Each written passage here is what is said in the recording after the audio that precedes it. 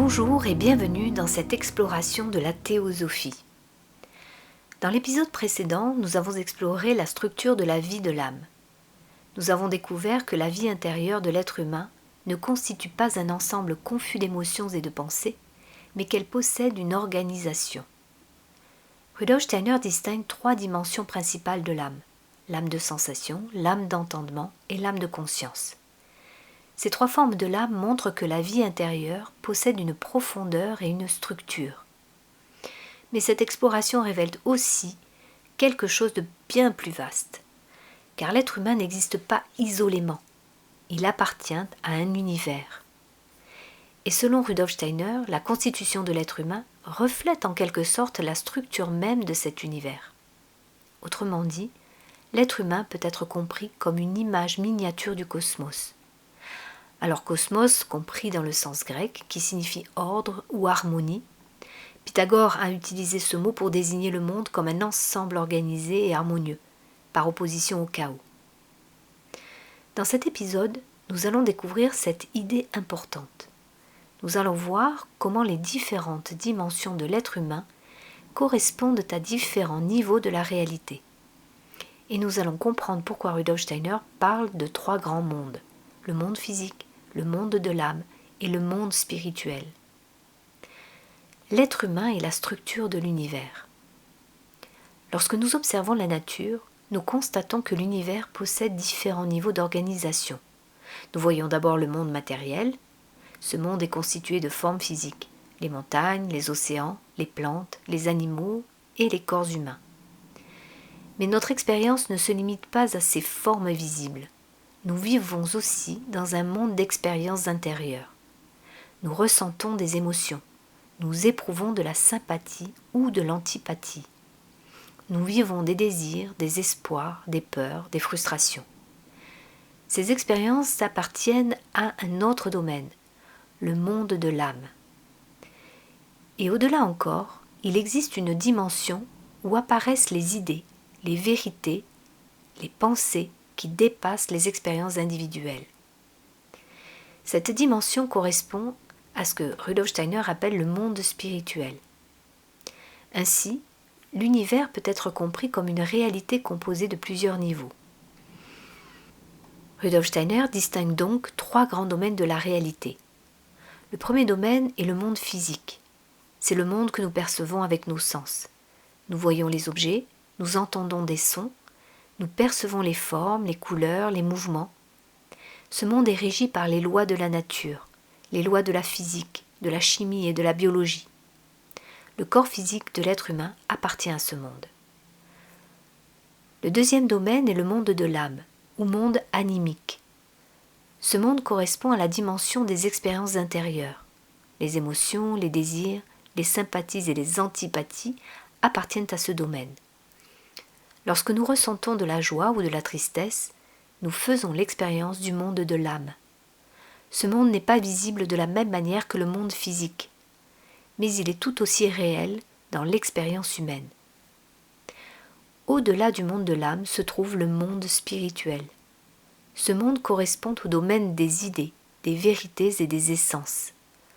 Lorsque nous comprenons une loi mathématique ou une vérité universelle, nous entrons en relation avec des réalités qui ne dépendent pas de nos impressions personnelles.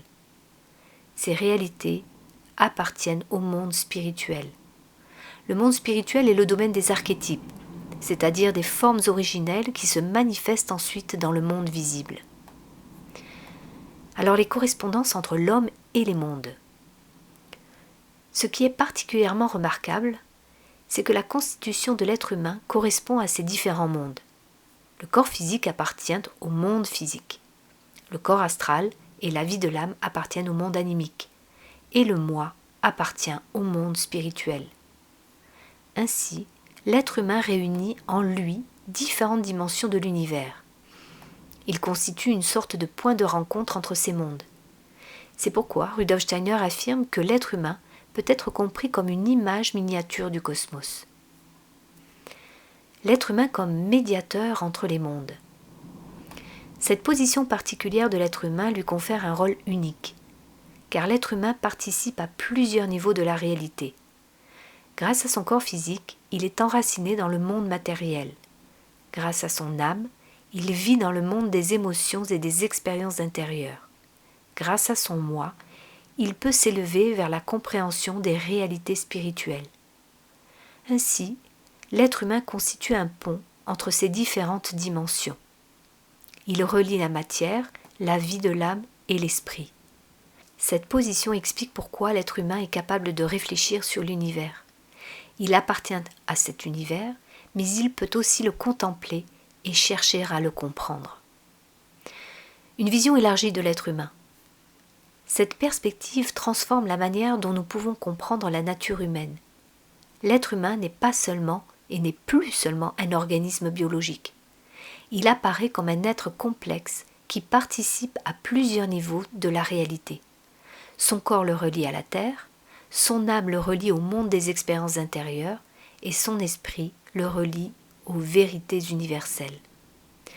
Ainsi, l'étude de l'être humain devient une porte d'entrée pour comprendre la structure de l'univers lui-même. L'exploration du monde de l'âme.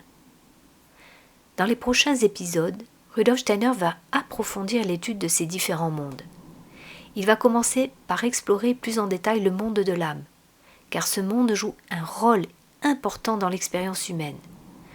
C'est dans ce monde que naissent les émotions, les désirs et les relations entre les êtres. Rudolf Steiner explique que le monde de l'âme possède ses propres lois. Il n'est pas structuré de la même manière que le monde physique. Dans ce monde, les relations ne sont pas déterminées par l'espace, mais par des forces intérieures. Ces forces sont celles de la sympathie et de l'antipathie. Dans cet épisode, nous avons découvert une idée essentielle de la théosophie. La constitution de l'être humain reflète la structure de l'univers. L'être humain appartient à 3 grands domaines de la réalité, le monde physique, le monde de l'âme et le monde spirituel. Grâce à cette position particulière, il constitue un pont entre ces différents mondes.